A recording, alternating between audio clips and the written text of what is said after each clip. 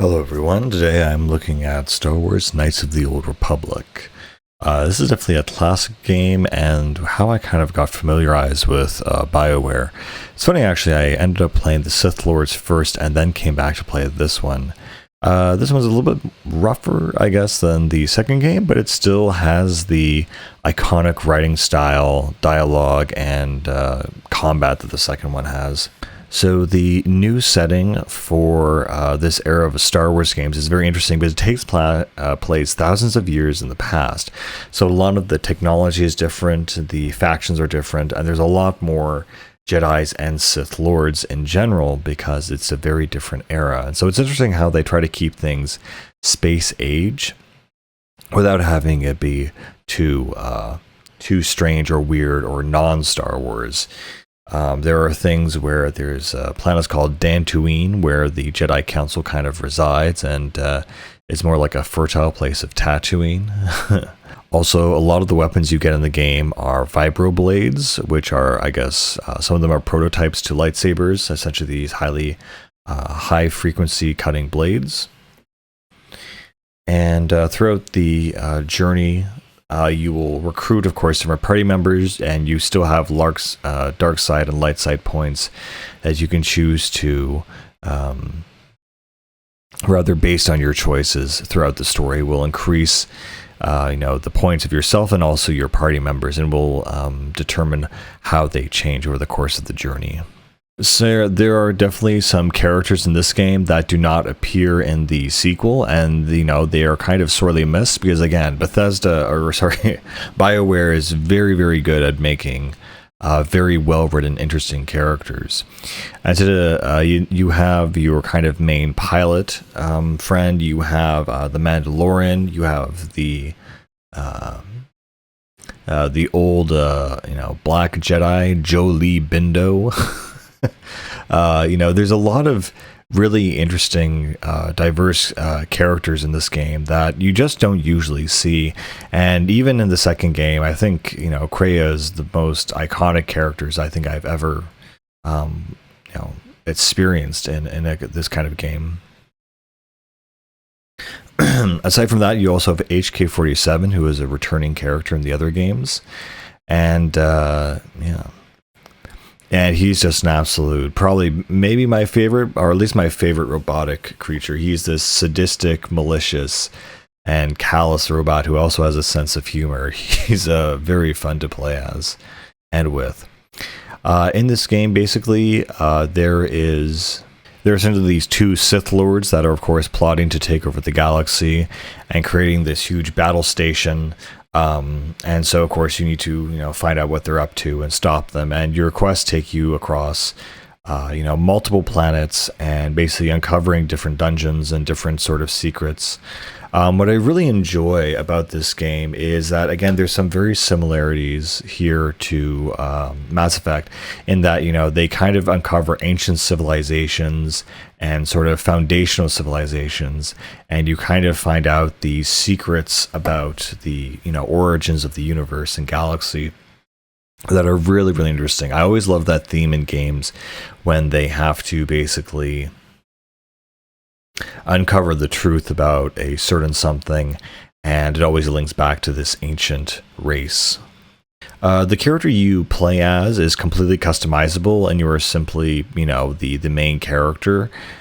And your main goal, of course, is to go up against, the two Sith Lords, one of them being Darth Revan, who is the iconic kind of character, or a villain of the Old Republic series. Revan is kind of the de facto guy, and he inspired a lot of books and other kind of media about him just because he was presented so well in this game. Of course, the main sort of female lead is Ballista, who is, because of probably episode 1, she has a double-bladed lightsaber. That's her kind of iconic form. Again, the Mandalorian character in this game is very interesting because you learn a lot about Mandalorian lore and culture and background. And honestly, from playing this, it's very obvious that the Mandalorians very much became the Krogans in the Mass Effect series.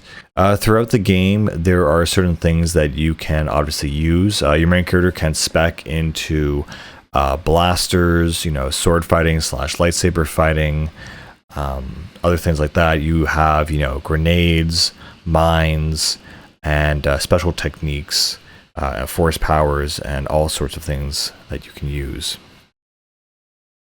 The basic gameplay of KOTOR is more similar to a game like Dragon Age than Mass Effect, because essentially what happens is that you will essentially auto attack an enemy in sight, and then you can choose from your little hotbar at the bottom which kind of special attacks you would do. So things like, a more powerful attack or a staggering attack, you can basically perform those and boost your normal attack. But by default, the characters will attack automatically with their default weapons.